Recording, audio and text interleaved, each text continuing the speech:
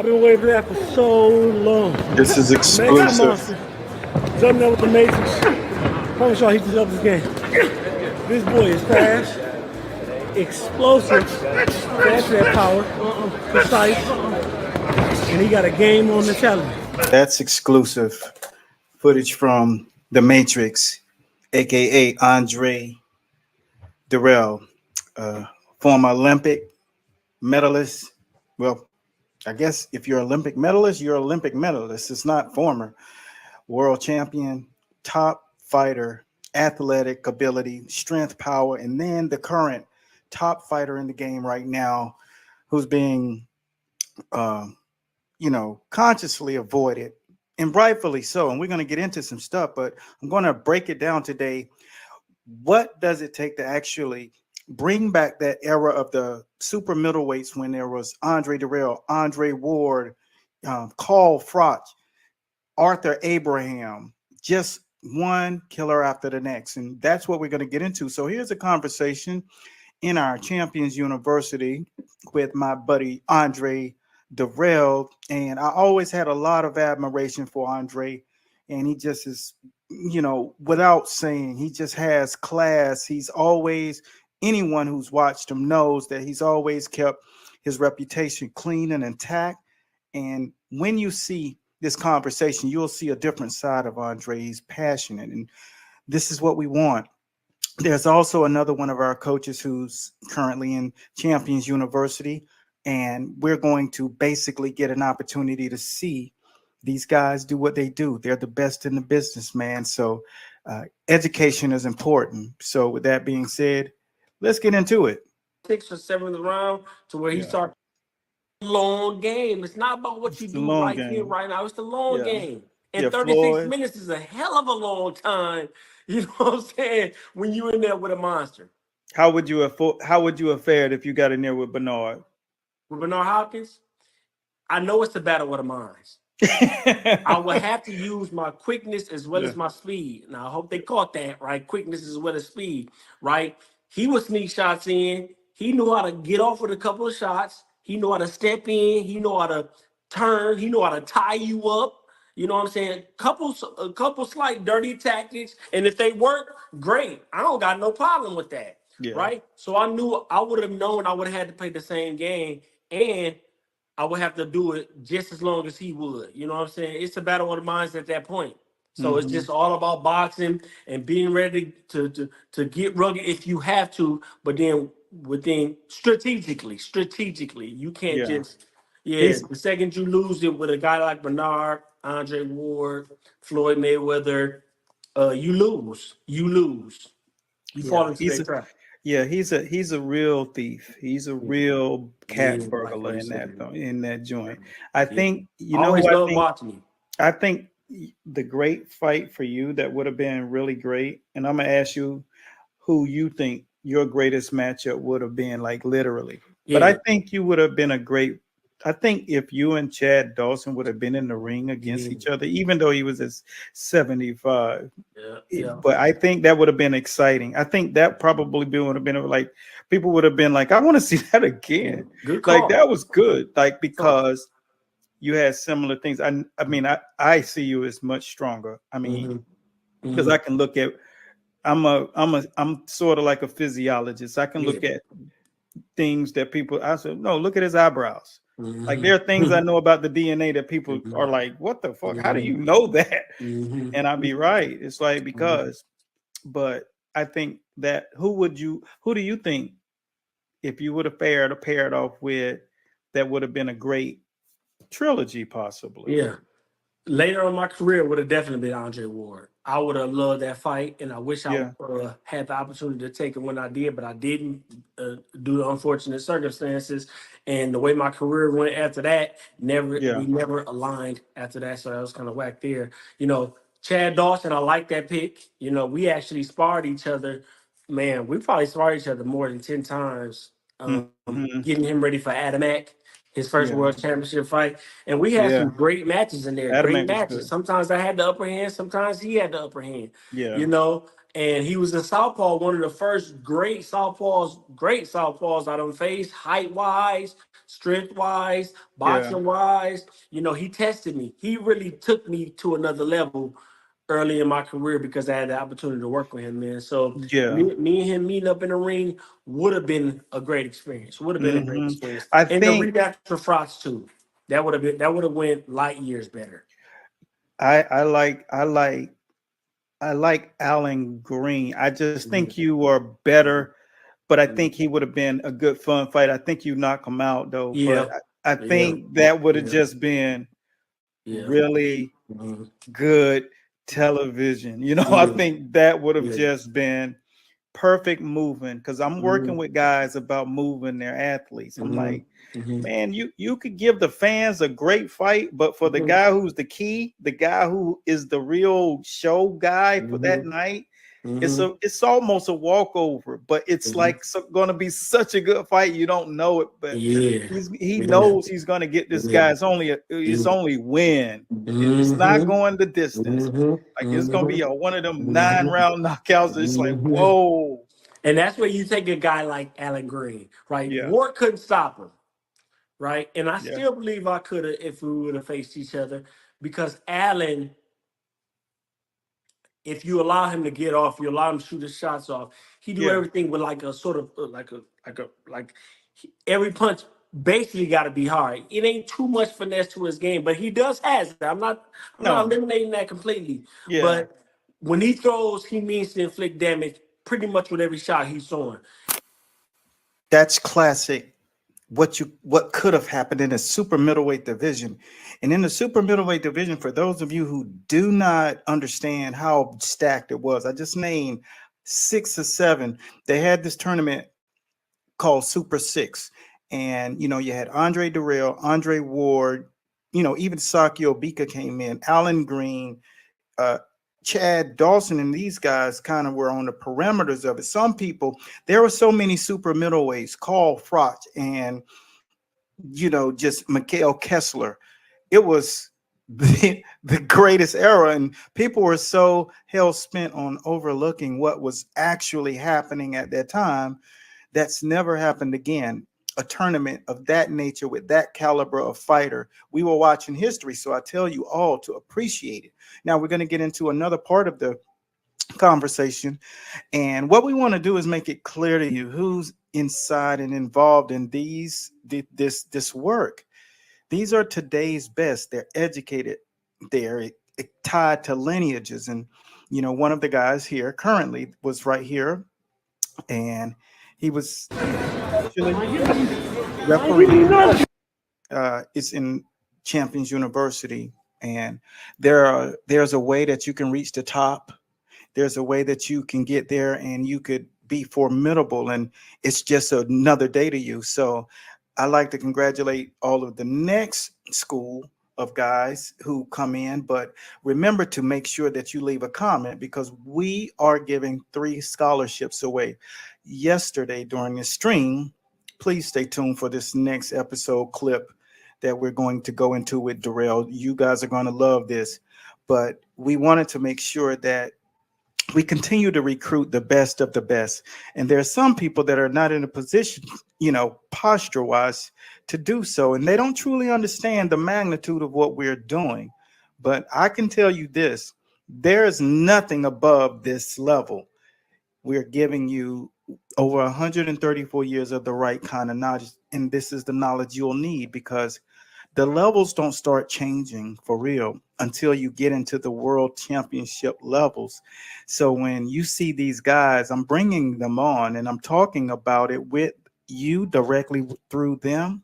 And I'm also talking through them so that you can understand from their point of view and their vantage point how important it is to really understand this game of boxing.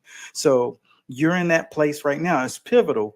But listen to this conversation that we are about to have. And I'm going to congratulate and welcome the new members of Champions University.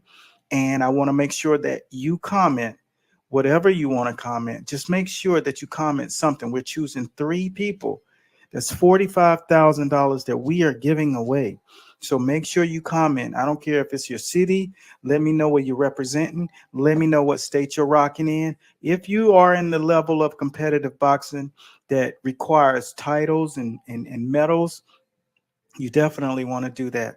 That will finally give you something that gives you the upper hand. So listen to this next segment. It was really, really good. And I enjoy doing this with Andre. He's a really good guy. And right here currently now, he's down here at Boxer. So, if you need that smoke, go get that work.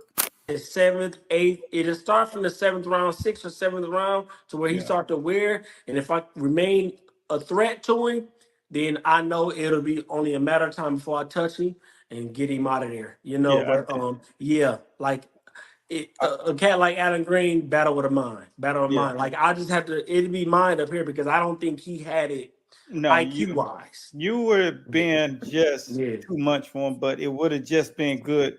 6 rounds of yeah. getting them down, It breaking would them have been a down. good fight. It Yep, would have for been six great rounds. for just I agree. TV. And Yeah, I yeah. really think if I they like that. promoted it right, it could have been a pay-per-view kind of like, oh snap. If he would, because you Mhm. got to hold your market Mhm. value. If he Mhm. holds his market value, your Mhm. name was a market value. Yep. If I would have Yep. came in, I would have done things. What I would have done is let people understand the makeup of you. People Mhm. don't understand. They say Mhm. athletic, Yeah. big, Yeah. but they don't Mhm. understand the Yeah. dynamics Yeah. that came. And that's Yeah. what people get. I can do a video like that. It could do 3 million views Mhm. because people love the depth when you Yeah. see more than they Yeah. see. That theory is highly plausible. Like, because it's only theory until we see it, but we base it off what we've seen or who Yeah. we know. Like Crawford, for instance, man, he is mentally tough. He tough as nails mentally, He's the best. right? I don't see anybody beating him, but No, so you have to find a weakness. It's the first yeah, person to defeat Crawford, if that happens, mm-hmm. is to find a weakness and Well, expose the that. mastery. The mastery would be disrupt what he think is going to happen, Yes. and you can Mhm. do that. And that's you have to be at the. I break the levels down. Mhm. First technique, then Mhm. skills and sets, and then concept. That's when you're able to go to craft and then become cagey.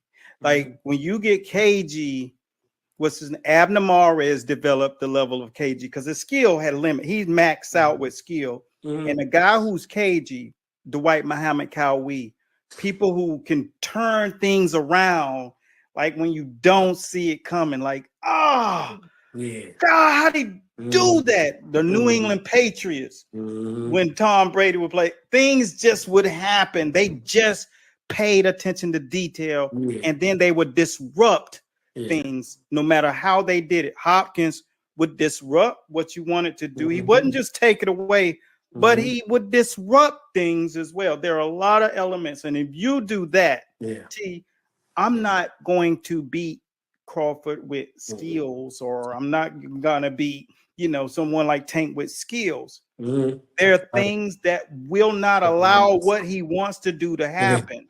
Yeah. And that is what you got to find the right huckleberry Yeah. to pull that And when off. you say cage, do you mean like tough wise? Like No, yeah. like if you like to throw, like if you, all right, you see, this is not only just talk, this is education and levels. And there are things that if you have inside of the sport of boxing, now reaching these levels of what we call cagey, see, that's a level. And if you don't have it, what you'll find out about boxing is that you have to have a better skill set than the other guy. But if you're cagey, you've reached that level, then if you go back to the Evander Holyfield versus Mike Tyson, you can't outstrength Mike Tyson. You couldn't outspeed Mike Tyson. You were not quicker than Mike Tyson. But when you become a master of your skill set, and then you develop a craft above the level of craft, which most fighters will not reach, then there's KG. It's a level of degree. It's just like a doctorate. You can get a bachelor's degree, you can get an associate's degree, you can just get a basic diploma, or you can get a master's. But when you go to KG, that's your doctorate. That means I'm unbeatable by just skills alone. And that's what we mean when we talk about this. And these are the educational realms and things that most don't quite understand about the sport of boxing. So that's where you have to pick and choose a fighter because you don't quite understand what is this thing that I hear about. And that's why sometimes when I had to pick, I got chosen for ESPN, the Insider, to handicap because I understand matches. It's tough. Now, there's no magician in this thing because I don't know what's going on in this guy's camp. But when it comes down to getting in the ring and in the first round, you're going to find that there is things that you can pay close attention to prior to the fight happening. And that's how you pick. So with that being said, I like to take 1 second, and I don't want to waste your time, but I definitely want to give you some food. Here are the guys who are currently new members in the Champions University. And then I have one more plug that I want to share with you guys. And that is a couple of seconds of this sparring with one of our participants, my man Dre, and super middleweight champion of the world, Benavidez. Floyd Hill, welcome to Champions University. Ismail Amaya, welcome to Champions University. Heshan, Guana Wardana, welcome to the school. Patrick Frazier, Keith Lashley, welcome to the school. Dante Clark, David Acosta, Clinton Owner, Sammy Lopez, and David Clark. You see, these individuals' trajectory in life has now taken upon a new level. And I have to say, special shouts out to my guy. And you see how the world's emerging with Dirrell and our coach here. Just look at 15 seconds of just work. Yeah, go say my shit. So long. Mexican monster. He's up there with the Matrix. Promise y'all he just up his game. This boy is fast, explosive, that's that power, precise, and he got a game on mentality. I give you nothing. I need you to give me nothing. Yeah, go say my shit. So, he can go as far as he wants, as long as he keep doing what he's doing. Easy one.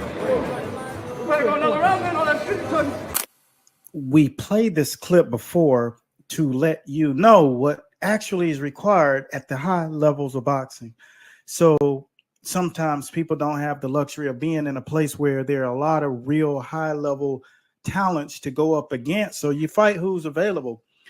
We would refer to this as, you're fighting cab drivers. So the record that you put into play is not real to us.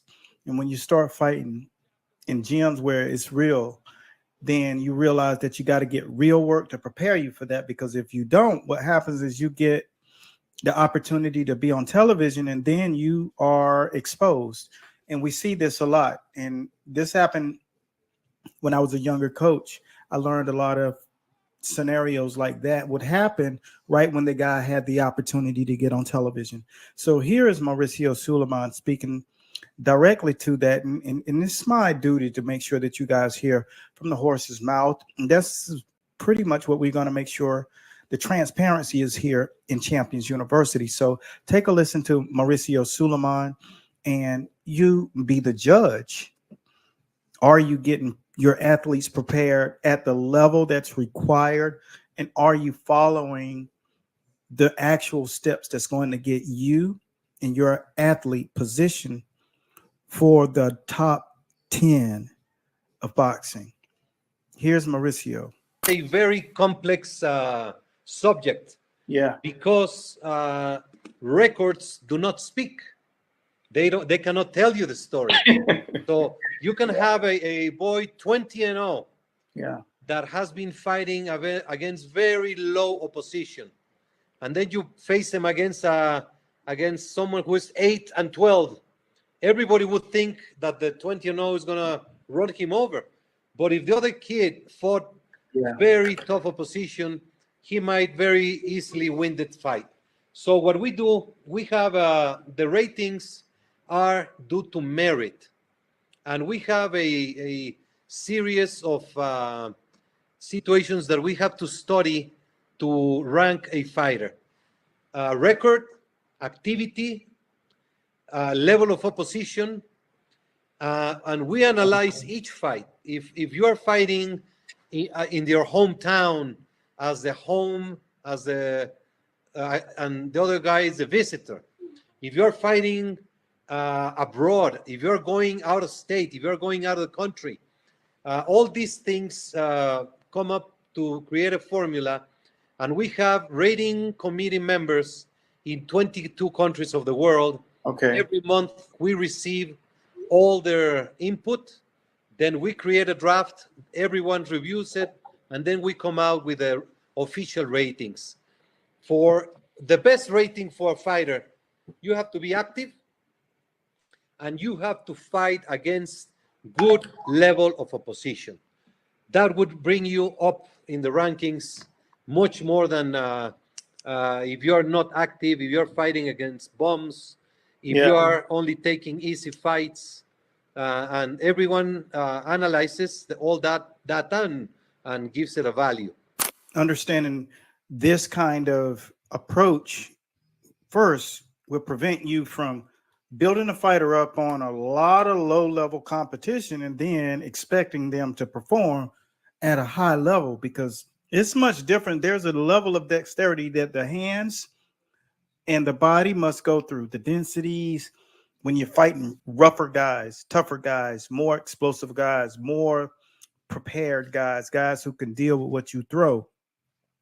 So athletes today must be conscious. Coaches must be even more conscious, because you are the actual father figure. You are the actual leader, the guideline. You are the principal of the school. You lead them into an area where they require attention. And so what do? You make sure that you have these areas covered. Another way to make sure that you get into the top 25 is to pay close attention to how that athlete is managing their career in the world of attracting more people. Show the people why, how amazing they are, what kind of a person they are. It's the act of building your own personal brand. Personal branding is basically who you are as a thumbprint. And when people understand what that is and who you are, what that does is allow them to get right behind you if they feel like they fall in line with the same morals and principles in life on this earth as them. And so that gives them the real wherewithal to decide to follow you, not just watch you when you come on television, but to actually follow you. And that's how we build it. But what we want to do is hear from the president of the WBC about what is it that they think about today in the part of social media that will impact a fighter's career, whether the fighter gets opportunities and makes a lot of money, or if they are constantly having to scrap and scrape for scraps. What criteria do you guys use to guide your fighters to have an active, influential social media? Social media is a reality. It is the present. We are living in a different world from 5, 10, 20 years ago. And without a doubt, social media brings the opportunity for an athlete to gain popularity and to benefit his career. However, you have to be very careful with social media. Whatever you post is something that stays there. And whatever you post is something that the people are going to label you on. If you do not understand social media, I recommend that you study social media, and before you get very active, or if you are very active now, study. Get someone to help you, because it can be a great advocate, a great friend, a great supporter, but it can also be very negative for you. In social media, there are many fake accounts, many cowards that hide behind an anonymity. So Yes, you're right. if you're a fighter and this guy writes to you and makes you irritated, Yes, and he writes that you're a bum, that you're X, Y, and Z, and you believe that is what is being said in the world, then you are wrong. It's 1 or 5 or 10 just going against you. So yeah. you have to learn to use social media. You have to learn to understand it, and you have to learn how to read it in order to just be positive. It can be very well, but it can be very dangerous. Be careful. This is what we want all of you to have, the ammunition to know exactly what the powers that be are looking for. And if you understand what they're looking for, then what happens? It makes it easier for you to execute this. Now you can really go out there and you can Brad Pitt this thing to the next level. You can Sean Connery this thing. You can go out here and you can build the brand name like Matthew McConaughey, Denzel Washington, the greatest of the great, the Jack Nicholses. All of these people have a brand. Sylvester Stallone, Slot, that is. And you can have that. You can do that. And that's what's available to you. Because if you're an active fighter or the trainer that's responsible for that fighter, that gives you an actual one up on everybody else. Because, see, you already have a sport behind you that has people have an affinity for. And now all you have to do is show them that you're available. It doesn't matter what level you're on. The fact of the matter is they get to ride that wave with you. So when you're in that position, always look at it as a positive. Keep it simple for yourself. Remember, you don't need to go out and do what I've done and gotten all these expensive lights and cameras and microphones. You can do it with just your camera phone. And you can do it exactly where you stand right now. 20-second video on it. What is it that you're doing right now? What is it that you've done today that has helped you improve your life? What is it that you will do tomorrow that will improve your actual management of weight? Little things. You don't have to show people that you're training and the secrets behind what you do, but just a little bit about who you are. That goes a long way. So with that being said, this is how we table all of these things in Champions University. We keep the most common things front and center, and then hopefully this will be in a manner that we do it that you can receive it. Because if you learn how to do it because it's been put in front of you in a simple way, something that you can digest, think about how far you're going to get. Think about when you put on your shoes every single day, that there's a good chance that you could be one of the athletes to represent the Jordan brand. You can have opportunities to be partners with people like Phil Mickelson, Tiger Woods, all of these great brands, Under Armour, Nike. That's what happens when you get into the front lane. Canelo Alvarez took the opportunity and dove right in and started doing deals with Under Armour. Now he has his own, commercials with the alcohol brands, liquors. These are opportunities only because you make them. You've done the right thing. So use it as a tool to get the things that you want in life. And maybe you will take that and use it, and you'll find that I was right about it. You will be seen in a different light. The people that are around you will start to look at you like you are the one. You're the chosen one because you made the right moves. Really thought, and right before that, I was right about it. You will be seen in a different light. The people that are around you will start to look at you like you are the one. You're the chosen one because you made the right moves, and these are the right moves. If you're a sharpshooter, let's just say somebody like Floyd. Mm-hmm. If Floyd is sharp, Floyd gonna do the stuff and he's gonna throw the shots. Mm-hmm. But the thing about it is, you can take the shot to get on the inside and just throw his whole balance. Yes. You got to keep doing things that's going to disrupt them. And right before the break, Like Bernard, hip shots on the inside hip. See, I was in the medical field too, so I know a whole lot more about the human body. I've cut bone, I've opened bodies, I've done so many things with the human body. I know where every vein and vessel and artery lay and reside, every nerve. Is that what you saying? I believe it, but you said you was in the medical field. Yeah, for real. I was in the medical field. I was on the top surgical team. So you saying that's how Bernard thought? But that's how he really thought, and that's why now you take these athletes who are unbeatable, and the reason why they're unbeatable is because the coach don't understand other levels of thinking. Just like when people trying to beat a guy like Floyd, condition wise, they're trying to outthrow him, and I'm gonna be the one to hit him with. It's like, no, he's not. That's not the right game.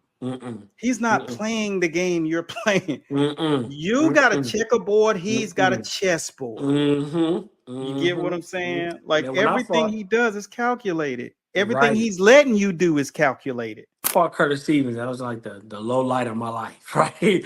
Like, and I actually got in there to fight like that. I just didn't know the crowd wouldn't like it. You know what I'm saying? Like, because that was my first big fight professional. I think I only had like 11, 12 fights. I didn't even have a lot of fights when I fought him. Right. So it was a matchup really matched up too soon, right? They could have allowed it to get a little bigger, but they wanted that fight, they got it. And I went in there with that game plan. And I got so much hate from it, right? And I wasn't allowed on HBO no more, none of that. And then I had another opportunity. He put me there with Anthony Hanshaw, right? And some things you learn as a fighter once you step in the ring. You might not even realize you possess it until you step in the ring, and then you have to perform, or you're put in that situation or scenario to prove that you have it, right? But that happened for me, man, because one, he was strong. He had blunt force. You know, it wasn't nothing dynamic. It wasn't just stood out, but he was strong. I watched him fight Floyd Mayweather. He's on fire at this point because he should have won that fight. I mean, not Floyd, but, you know, Roy Jones. Roy should have won that fight. You know what I'm saying? It was pretty much a highlight for him, regardless if he lost or not, right? And that was a crazy fight. Yeah, it was. It's crazy. I could not believe that dude was not out of there in that first fight. I was like, I mean, just But man, when I stepped in the ring with him, I knew I was going to bring.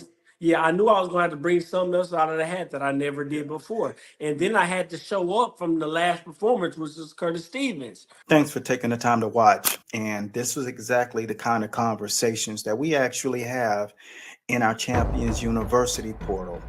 And we know that that's important because a lot of you out here who are moving athletes along in their career, you want to provide the proper training, and you also want to know exactly what's coming, and you want to prevent any hurdles from knocking you off course. So that's what we do this for. Type the word school, and I'll see you next time in the winner's circle. So long. Peace.